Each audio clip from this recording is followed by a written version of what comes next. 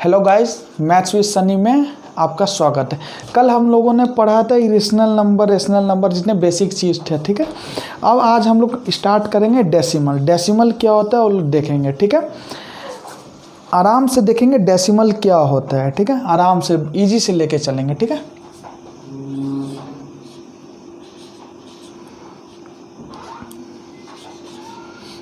Decimal, ठीक है। Decimal क्या होता है? डेसिमल को दो पार्ट में डिवाइड किया गया है, ठीक है।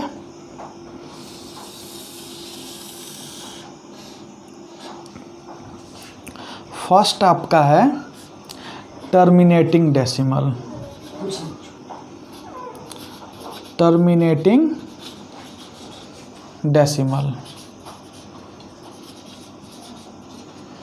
और सेकंड आपका है नन टर्मिनेटिंग डेसिमल, ठीक है।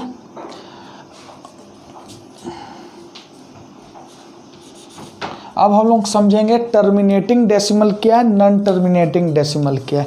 टर्मिनेटिंग डेसिमल को हिंदी में कहा जाता है शांत दशमलव। शांत दशमलव क्या होता है, चलिए विस्तार से एक एक चीज़ देखेंगे आराम से, ठीक है। कोई दिक्कत नहीं होगा, इजी वे से चलेंगे, बेसिक से, ठीक है। जैसे हमने यहाँ पे 0.5 लिखा है, ये टर्मिनेटिंग डेसिमल है या नहीं, ये बताइए आप लोग। 0.5 टर्मिनेटिंग डेसिमल है या नहीं है, ये बताइए। ये शांत दशमलव दिख रहा है, इसके बाद है कुछ भी नहीं है, मतलब 0.5 एक सिंगल डिजिट है, मतलब शांत दशमलव है, इसके बाद कुछ नहीं है। तो 0.5 आपका एक टर्मिनेटिंग डेसिमल हो गया, ठीक है। नेक्स्ट देखते हैं, जैसे 125, ये आपका टर्मिनेटिंग डेसिमल है या नहीं है? जी हाँ, बिल्कुल ये है, क्योंकि ये शांत दशमलव है, इसके आगे कुछ है, ये यहीं ख़त्म हो जाता है, तो ये आपका टर्मिनेटिंग डेसिमल है, ठीक है। नेक्स्ट एक और एग्जांपल देखेंगे, जैसे 0.75, ये आपका टर्मिनेटिंग है। जी हाँ, ये बिल्कुल टर्मिनेटिंग है, ये शांत दशमलव है, ठीक है। अब नेक्स्ट देखेंगे 0.375, ये आपका है टर्मिनेटिंग डेसिमल। क्यों नहीं है भाई? क्योंकि ये शांत है, बिल्कुल भी खत्म हो रहा है, चल नहीं रहा है। शांत मतलब क्या है? रुक गया, मतलब चल नहीं रहा है, मतलब ये स्थिर हो गया है इस जगह पे, तो ये टर्मिनेटिंग डेसिमल है आपका, ठीक है। अब इसको देखेंगे, इसको आप 0.5 को आप क्या लिख सकते हैं? 0.5 को आप क्या लिख सकते हैं? आपने बेसिक में पहले पढ़ा होगा कि जब ये जो हटता है पॉइंट, जब ये पॉइंट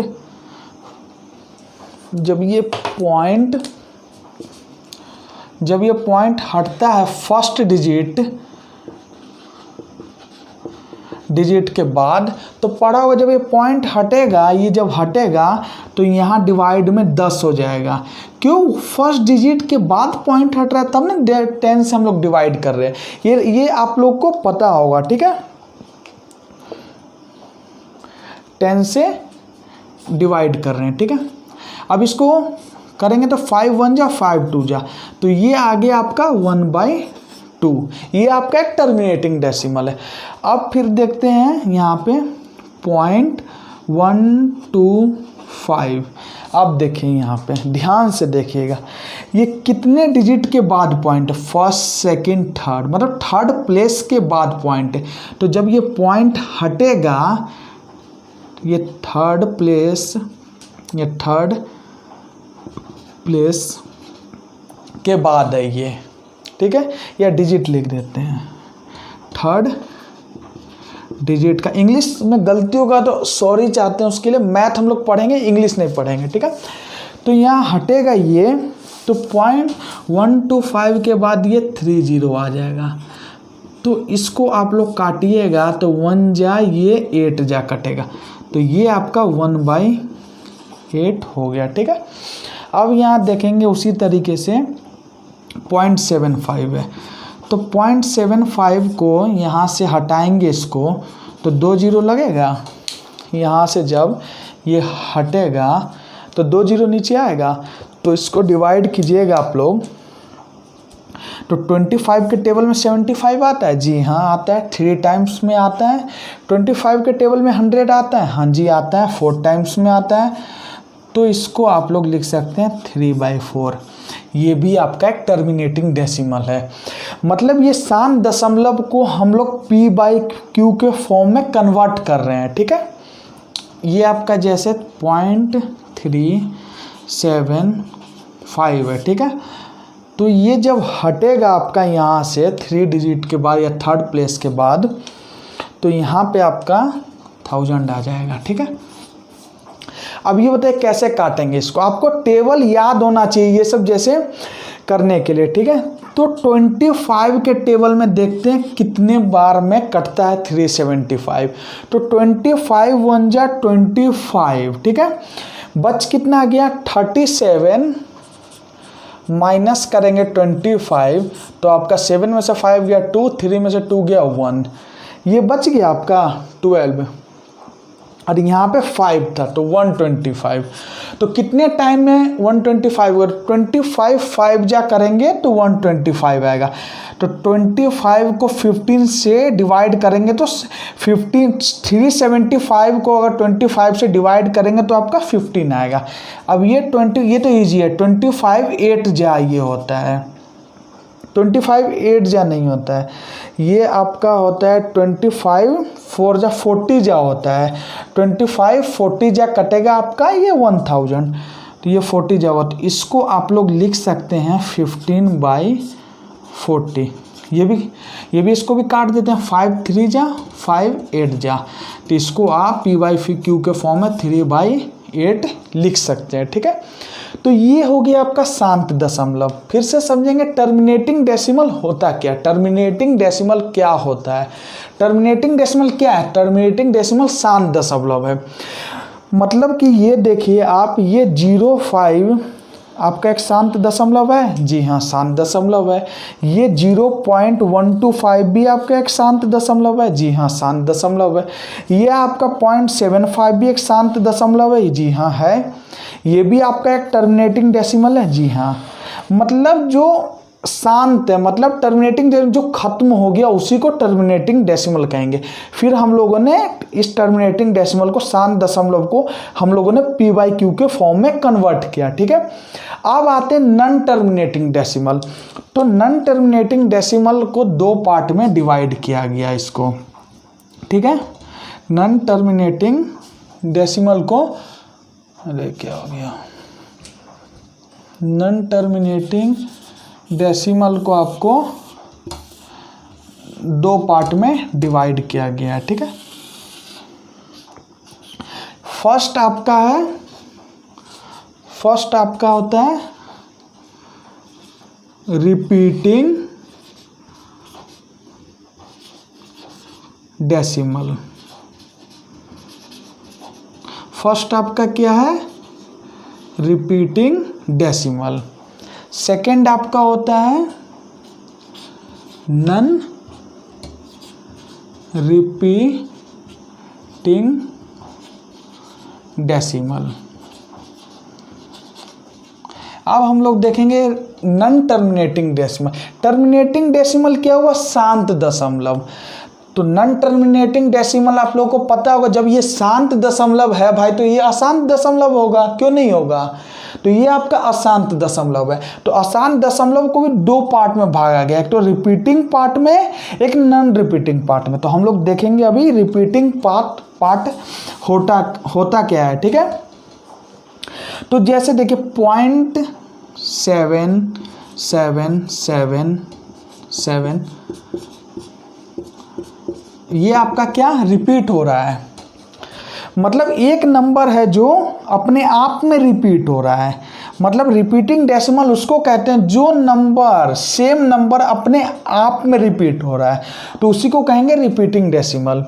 तो जैसे एक और एग्जांपल ले लेते हैं, 58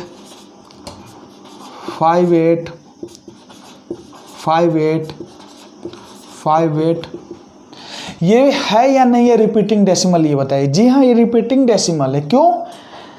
तो देखिए आप 58 ये जो एक नंबर है 58 ये अपने आप में रिपीट हो रहा है। यहाँ देखिएगा तो यहाँ 7 रिपीट हो रहा था। क्या रिपीट हो रहा था? 7 आपका रिपीट हो रहा था। यहाँ पे 1 डिजिट रिपीट हो रहा था, यहाँ 2 डिजिट रिपीट हो रहा है।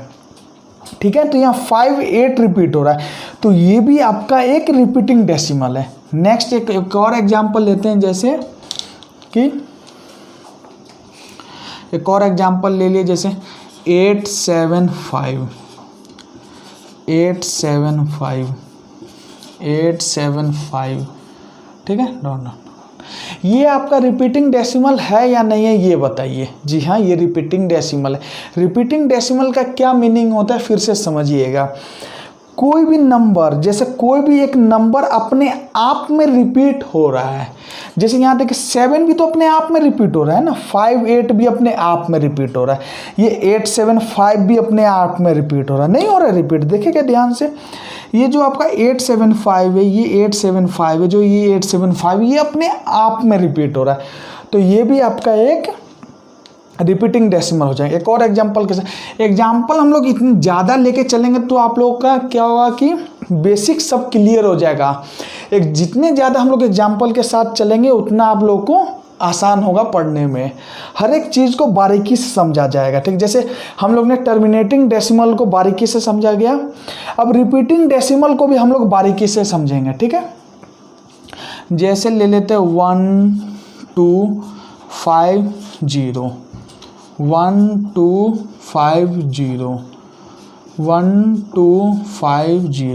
डॉट।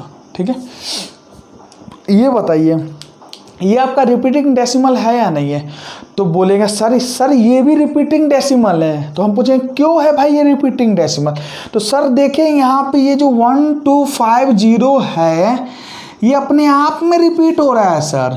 तो हम बोलेंगे ठीक है भाई, ये भी तो अपने आप में रिपीट हो रहा है, तो ये भी आपका रिपीटिंग डेसिमल हो गया। ठीक है, अब समझेंगे, पूछा जाएगा कि सर जो ये नंबर है अब इसको हम लोग चाहेंगे P/Q के फॉर्म में लिखने, तो कैसे लिखेंगे? हम लोग चलिए ये बताते हैं कैसे लिखेंगे। ये जो 0.7777 आपने पहले पढ़ा होगा कि कोई भी नंबर जब रिपीट हो रहा है अपने आप में और वो ख़त्म नहीं हो रहा है तो उसको आप 0.7 लिख के यहाँ पे बार दे देंगे। ठीक है, ये हो जाता है आपका वैल्यू, ये आप लोगों ने पढ़ा होगा पहले। ये सब आगे पढ़ेंगे, रेकरिंग डेसिमल ये सब होता है, जो अभी इतना ही देखिए इसको। ठीक है, अब बोलेंगे सर इसको कैसे लिखा जाएगा बार के रूप में? तो देखिए कैसे लिखा जाएगा। ये 58 है ना, तो 58 लिख दीजिए यहाँ पे अपना 58। ठीक है, अब ये 58 क्या हो रहा है? अपने आप में ना रिपीट हो रहा है भाई। देखिए 58 ये अपने आप में रिपीट हो रहा है, तो 58 के ऊपर बार लग जाएगा। जी हाँ, अब बोलिएगा सर इसको कैसे लिखेंगे? तो देखिए इसको भी कैसे, ये सब बड़े आसान चीज़ होते हैं, बस एक बार कॉन्सेप्ट आप लोगों का क्लियर हो जाएगा ना, कुछ नहीं है terminating, repeating, non terminating decimal number system कुछ है ही नहीं है। बस बेसिक से चलिएगा आप लोग, हार्ड से हार्ड क्वेश्चन बनेगा। बस एक बार पेशेंस रख के चलिएगा, पेशेंस बहुत ज़रूरी होता है। कोई भी एग्ज़ाम क्रैक करने के लिए आपका पेशेंस देखा जाता है। पेशेंस आपके पास है, आप कोई भी एग्ज़ाम क्रैक कर लीजिए। पेशेंस नहीं है, कुछ नहीं होगा आपसे। इसलिए पेशेंस बना के रखिए, नोट्स साथ में बना के चलिएगा। एक एक चीज़ हम एक एक पॉइंट लेके चल रहे हैं। ठीक है, यूट्यूब पे आने का यही मतलब था कि हम लोग टॉपिक वाइज चलेंगे, फिर उस पर क्वेश्चन करेंगे, 20 से 30 क्वेश्चन करेंगे। सीजीएल मेंस में जो पूछा गया क्वेश्चन, सीडीएस में जो पूछा गया क्वेश्चन, सीपीओ में, एफकैट में जो पूछा गया क्वेश्चन है, रेलवे में जो पूछा, सारे क्वेश्चन को लेके चलेंगे। ठीक है, अब देखते हैं यहाँ पे 875, तो इसको हम लोग लिख सकते हैं पॉइंट, जो ये 875 के ऊपर बार लिख सकते हैं इसको। जी हाँ, लिख सकते हैं। क्यों लिख सकते हैं? क्योंकि आपका ये अपने आप में रिपीट हो रहा है। क्या हो रहा है? 875 अपने आप में रिपीट हो रहा है। देखिए 875 ये अपने आप में रिपीट हो रहा है। ठीक है, फिर ये नेक्स्ट ये आ गया, सर इसको कैसे लिखेंगे? तो ये जो नंबर है 1250 ये अपने आप में रिपीट हो रहा है, तो इसको भी 0.1250 लिख सकते हैं इसके ऊपर बार। ठीक है,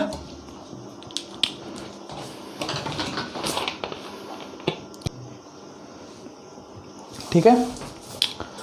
अब देखेंगे, अब देखिए, अब ये सवाल आता है एक कि सर जो ये नंबर है 0.7 बार, ये 0.58 बार, ये पॉइंट, ये आपका पॉइंट, ये आपका पॉइंट,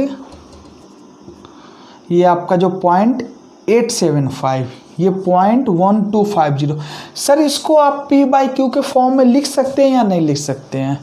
जी हाँ, लिख सकते हैं इसको P/Q के फॉर्म में। आपने पहले पढ़ा होगा कि जब किसी नंबर के ऊपर से जब बार हटता है, जैसे देखिएगा, जैसे ये आपका है, ठीक है, ये है, जैसे 0.7 के बाद फर्स्ट प्लेस पे ना पॉइंट है और बार फर्स्ट प्लेस पे है, तो जब ये बार हटेगा तो देखेंगे कितना प्लेस है, फर्स्ट प्लेस है, तो ये 7, बार हटेगा तो नीचे में 9 आ जाता है। जब बार नहीं रहेगा, सिर्फ पॉइंट रहेगा, तो यहाँ हम लोगों ने देखा ना, जब पॉइंट रहेगा, जब पॉइंट हटता है तो 10 आता है, लेकिन यहाँ पे बार है, तो ये जब पॉइंट हटेगा, बार भी हटेगा, तो नीचे में 9 डिवाइड हो जाएगा। ये लोग, ये सब आपने पढ़ा होगा, ये सब बेसिक चीज़ 9th 10th में पढ़ा होगा, ठीक है। अब देखते हैं कि 0.58 के ऊपर से बार हटेगा तो क्या आप लिख सकते हैं इसको, तो इसको 58/99 लिख सकते हैं। जी हाँ, लिख सकते हैं। क्यों लिख सकते हैं? 58 मतलब 2 डिजिट के ऊपर से हट रहा है तो 2 9 लिख दिए, ठीक है। अब यहाँ नेक्स्ट देखते हैं, 875 के ऊपर से बार हटेगा, कितना 3 डिजिट है, तो यहाँ पे 3 9 लग जाएगा, ठीक है। और फिर इसको देखेंगे, जैसे बच्चों ये हटेगा तो 1250 है ना, तो ये हटेगा 1250, जब बार हटेगा तो यहाँ पे 949 आ जाएगा, ठीक है। तो ये हो गया, जिससे क्या आप लोगों ने सीखा कि जो टर्मिनेटिंग डेसिमल है और नॉन टर्मिनेटिंग, 2 पार्ट में डिवाइड किया गया। फिर नॉन टर्मिनेटिंग को आपको रिपीटिंग में डिवाइड किया गया, repeating decimal and non repeating decimal, इसमें आपको डिवाइड किया गया इसमें, ठीक है। नॉन रिपीटिंग, ये आपका हो गया टर्मिनेटिंग डेसिमल, ठीक है। तो अब देखेंगे कि एक क्वेश्चन उठता है कि सर टर्मिनेटिंग को भी हम P/Q के फॉर्म में लिख सकते हैं, रिपीटिंग को भी देखिए हम P/Q के फॉर्म में लिख सकते नहीं है। देखिए यहाँ पे ये आपका P/Q के फॉर्म में हुआ या नहीं हुआ?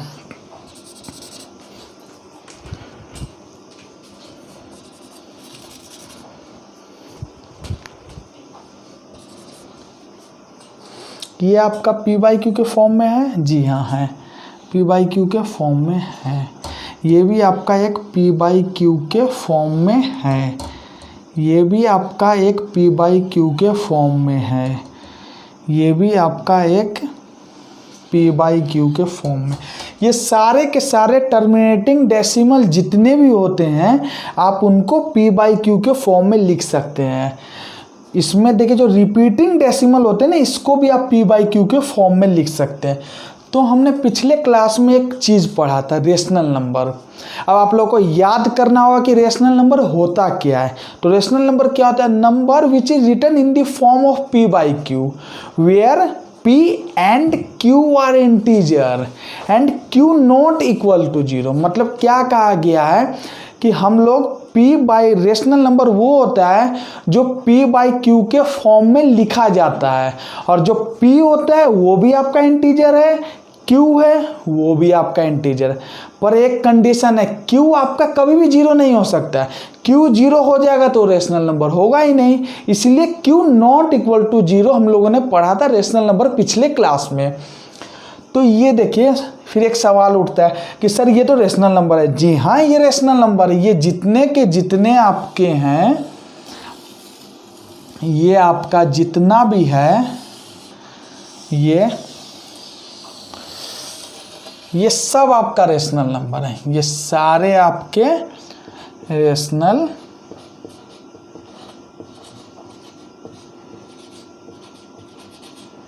नंबर हैं। इसको p/q के फॉर्म में लिखा जा सकता है। ठीक है, हम लोगों ने टर्मिनेटिंग डेसिमल देख लिया, शांत दशमलव भी देख लिया, रिपीटिंग डेसिमल भी देख लिया। अब आप लोग नोट कर लीजिए, फिर उसके बाद विस्तार से समझेंगे कि ये जो है ये वहाँ से नॉन रिपीटिंग डेसिमल, ये जो एक है ये नॉन रिपीटिंग डेसिमल, इसको हम लोग देखेंगे। अभी आप लोग नोट डाउन कर लीजिए इसको अच्छे से नोट्स बना के। ठीक है,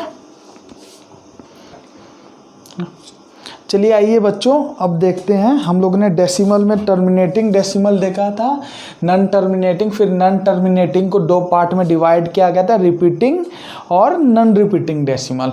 तो हम लोगों ने देखा था टर्मिनेटिंग डेसिमल और नॉन टर्मिनेटिंग डेसिमल में जो रिपीटिंग डेसिमल है वो दोनों आपका रेशनल नंबर है।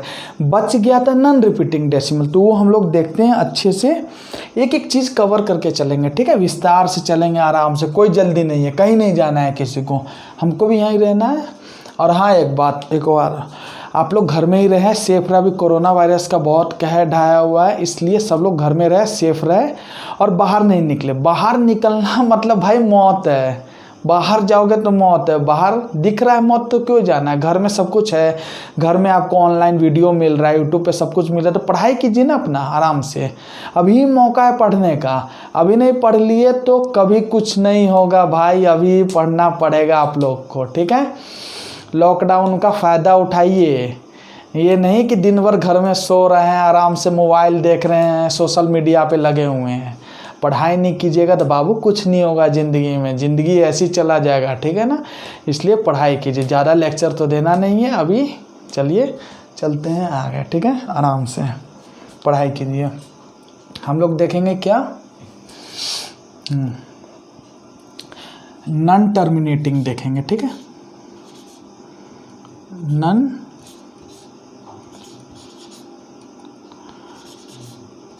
टर्मिनेटिंग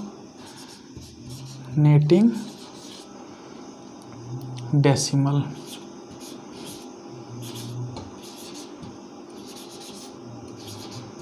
ठीक है, इसको दो पार्ट में था ना, एक का तो देख लिए थे हम लोगों ने, नॉन टर्मिनेटिंग डेसिमल में छोड़िए, वो लोग देख लिया था, वो नहीं करेंगे। ठीक है,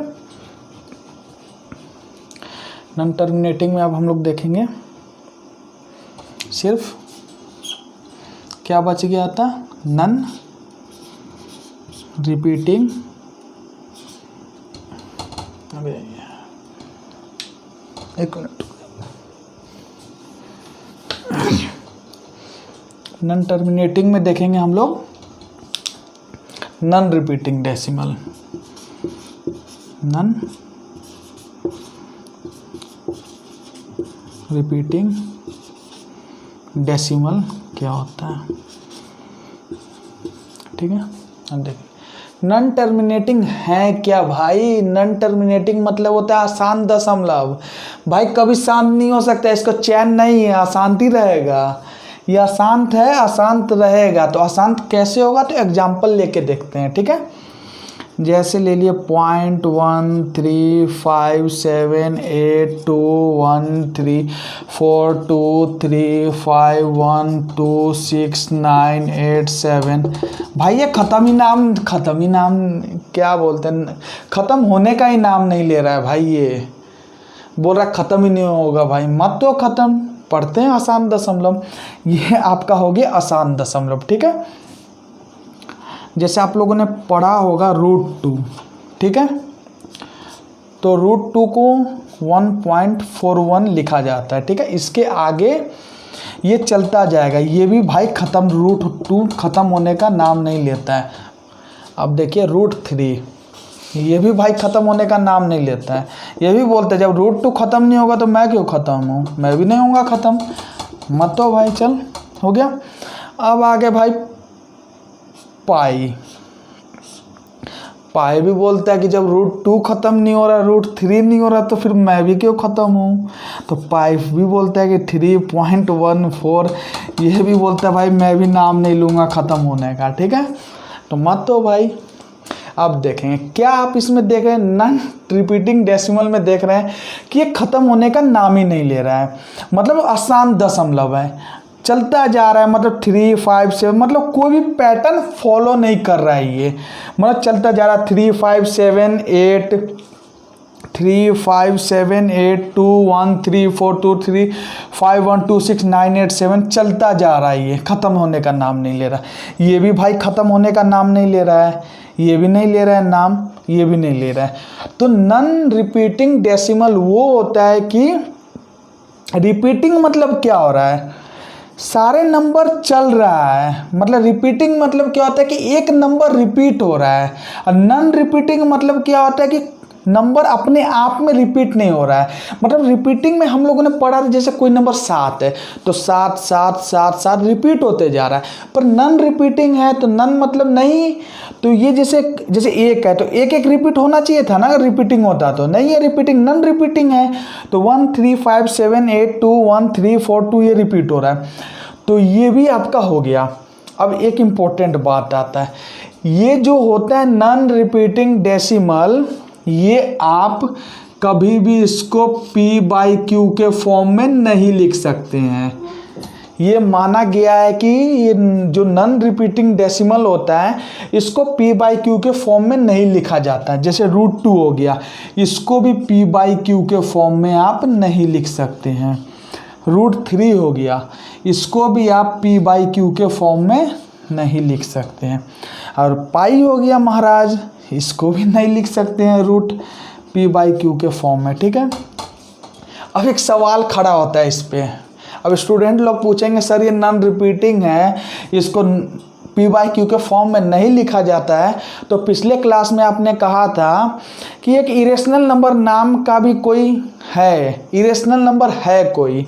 अब उसका डेफिनेशन क्या कल बताया था। जिन बच्चों ने जो पिछला लेक्चर नहीं देखा है, प्लीज़ आपसे रिक्वेस्ट है जाके पिछला लेक्चर देखिए, क्योंकि उसमें हम लोगों ने बेसिक कवर किया है, पूरा जितने बेसिक है नंबर सिस्टम का वो कवर किया। वो एक बार देख लीजिएगा तो ये भी आसानी से समझ आएगा। अब डायरेक्ट आप ये देखिएगा तो नहीं समझ आएगा, जो पिछला बात कहेंगे, जब पिछला बात आपको पता ही नहीं रहेगा तो कैसे समझ आएगा। तो हम लोगों ने पढ़ा था कि जो p/q के फॉर्म में हो गया, सॉरी बीच में थोड़ा लाइट चला गया था, इन्वर्टर ऑफ था, इसके लिए थोड़ा सा आपको दिक्कत हुआ, इसके लिए सॉरी चाहता हूँ, माफ़ कर दीजिएगा, ठीक है। हम लोग चलिए आते हैं अब अपने इस लेक्चर पे, ठीक है। क्या कह रहे थे हम लोग अभी कि ये जो नॉन रिपीटिंग डेसिमल है, ये जो नॉन रिपीटिंग महाशय है, जो ये p/q के फॉर्म में नहीं लिखा जा सकता है। तो पिछले क्लास में हम लोगों ने किया था कि इरेशनल नंबर पढ़ा था। इरेशनल नंबर को कैसे डिफाइन किया जाता है, इरेशनल नंबर को देखिएगा, if the number which is not written in the form of p/q, मतलब जो नंबर है उसको p/q के फॉर्म में हम लोग नहीं लिख सकते हैं, उसी को कहा जाता है irrational number, where p integer होना चाहिए, q इंटीजर होना चाहिए। और q तो भाई जीरो हो ही नहीं सकता है कभी, q को तो जीरो करना मत कभी, ठीक है ना। जैसे समझा देते हैं, जैसे 1/0 है तो ये डिवाइड नहीं हो सकता है, ये नहीं होता है। आप 0/1 कर दीजिएगा तब 0 आ जाएगा, ये आपका हो सकता है, ये जो है ये आपका हो सकता है। बट अगर 1/0 को कीजिएगा तो ये भाई डिवाइड ही नहीं होगा यार, ये तो इन्फिनाइट आ जाएगा, इन्फिनिटी आ जाएगा। इसलिए जो नीचे वाला डिनोमिनेटर होता है वो कभी भी 0 हो ही नहीं सकता, 0 लीजिएगा ही नहीं, ठीक है। चलिए हम लोग अपने टॉपिक पे आते हैं। तो हम लोग इसको जो ये है, ये जो जितना है हम लोग का, ये आपका इरेशनल नंबर है, ठीक है। इसको आप इरेशनल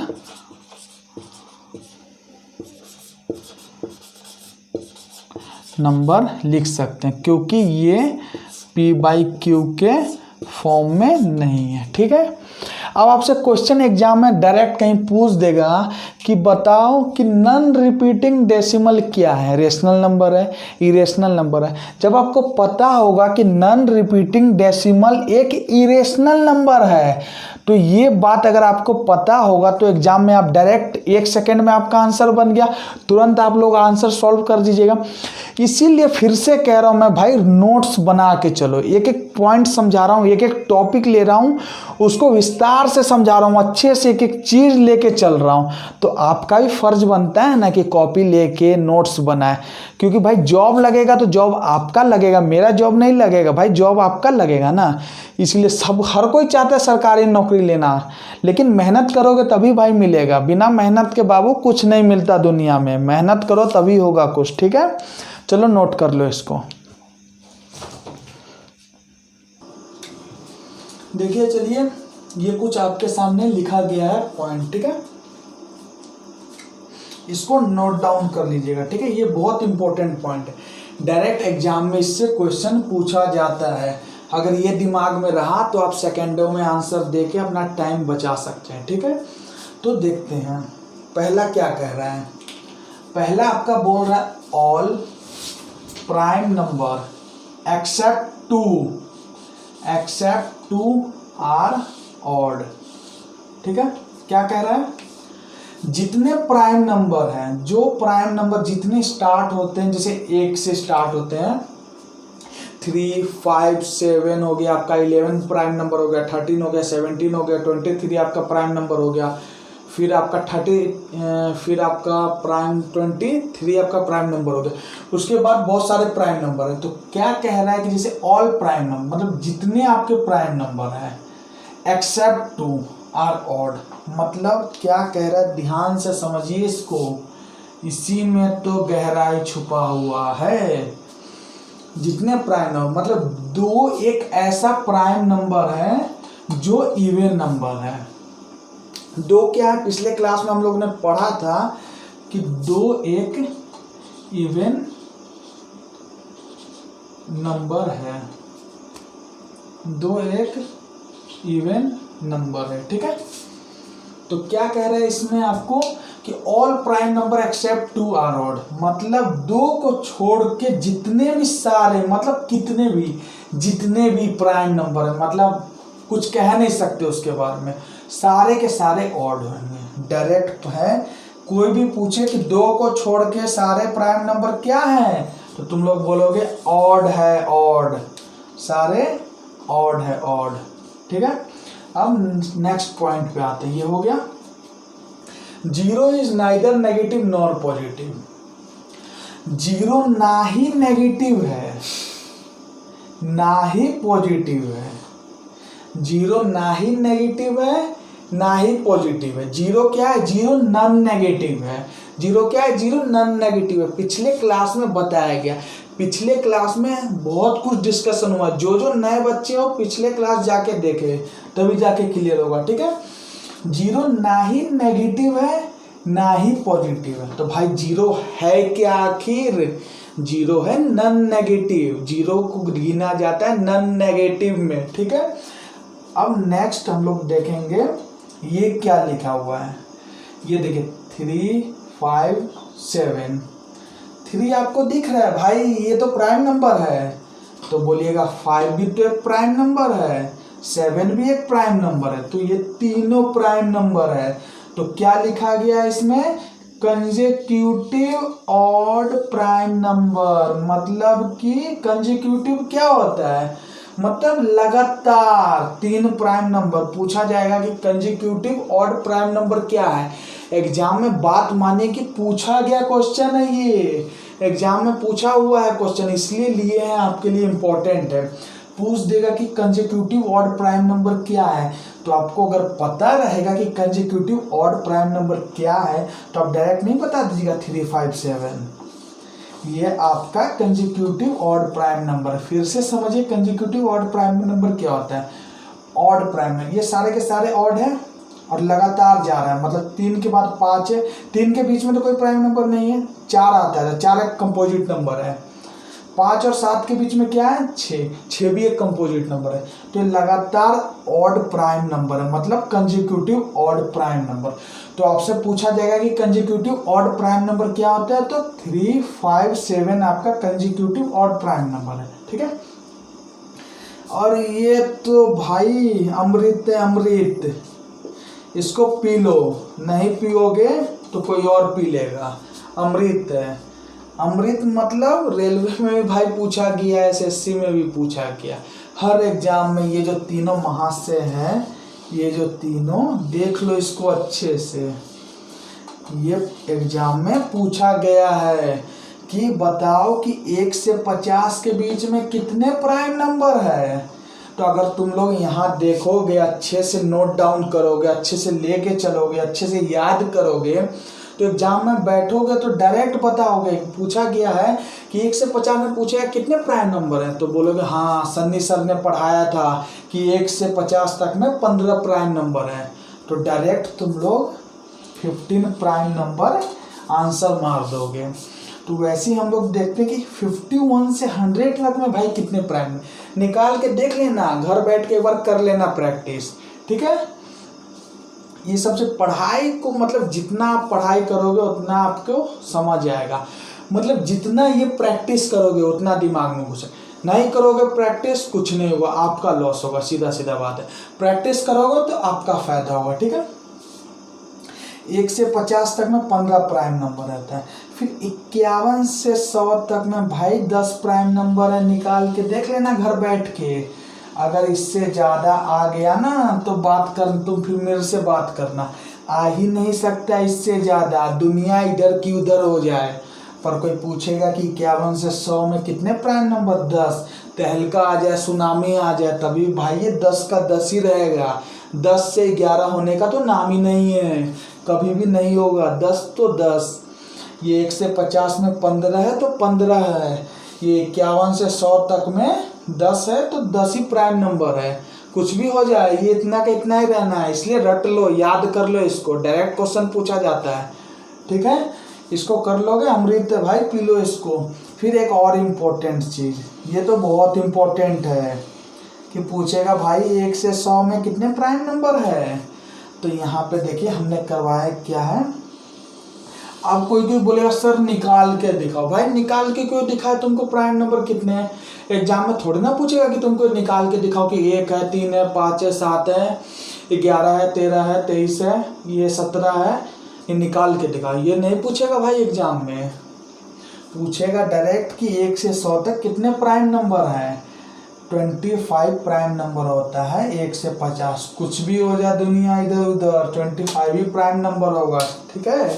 कुछ भी हो जाए, कोरोना आ गया लेकिन भाई ये 25 है तो 25 ही है, कोरोना भी इसका कुछ नहीं कर सकता है, कोरोना भी बोलेगा भाई तू तो फिक्स है, हम अब कुछ नहीं कर सकते हैं, कोरोना भी इससे डर जाएगा। इसीलिए इसको रट लो, याद कर लो, अमृत है भाई, अमृत, ठीक है, नोट डाउन।